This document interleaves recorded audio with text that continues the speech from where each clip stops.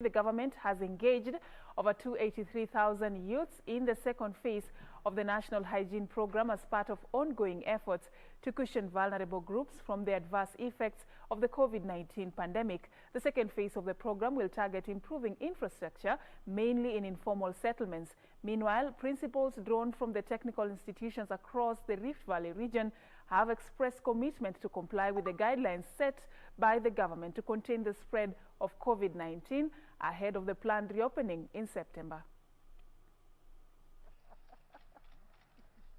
Housing Principal Secretary Charles Hinga says the 6-month Kazi Mtaani project targets young people across all the 47 counties as part of the social protection program.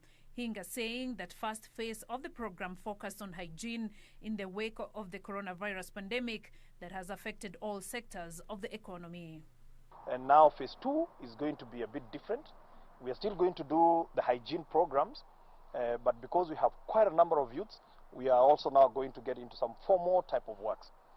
In the meantime, Youth and Gender Affairs Chief Administrative Secretary Rachel Shebesh has commended the efforts employed by the youth in Mombasa who have embraced the national hygiene program dubbed Kazi Mtaani. Speaking in Mombasa during an inspection tour of the program, Shebesh said the program has helped transform the fortunes of vulnerable communities. And so we have come to offer to the Mombasa County our offices of the Women Enterprise Fund, of the Youth Fund, of NGAF that is under the Women Rep, and even the youth, the UWEZO. Money cannot be sitting in accounts at this time of a pandemic. It needs to go to the young people on the ground, it needs to go to the women.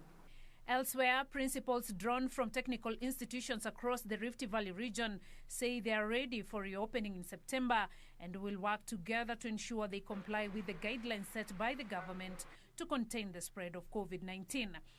We can put in place all the equipment, all the necessary facilities, but if we don't take care of ourselves as trainers, as students, then we will not be able to succeed. Otherwise, we are ready as institutions, we are prepared. These as Chuka University and Tharaka University College expressed optimism that they will reopen their doors in early August. We want learning to continue, but the circumstances within which learning will take place should remain safe for everybody so that we are safe to learn.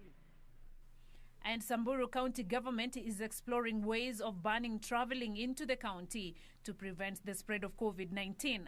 Samburu County Governor Moses Lenol Kulal says his administration is planning to hold a meeting with the national government to explore possibility of closing the county with an exception of transport for essential services. We will liaise with the national government and see possibility of restricting entries to Samburu, to only let in essential services and essential supplies, so as to take the protection mode a bit higher. Finally, Kalonzo Musyoka Foundation has announced that it will sponsor a bright but needy child from the city's Kayole estate through her college education. Wiper Democratic Movement leader Kalonzo Musyoka, who is also the foundation's patron, say they will foot the school fees of Lavina Kinyi, an orphan at Mom's Love Children's Home and who scored a B in her KCSE exams last year when colleges reopen. Even when you go for your nursing, remember that's the beginning. Okay, Akinyi? That's just a beginning. Usiseme nimefika mwisho. So we will work with you, God willing. We can keep your record and work with you. Beatrice Gatonyenge-Tich, Channel 1 News.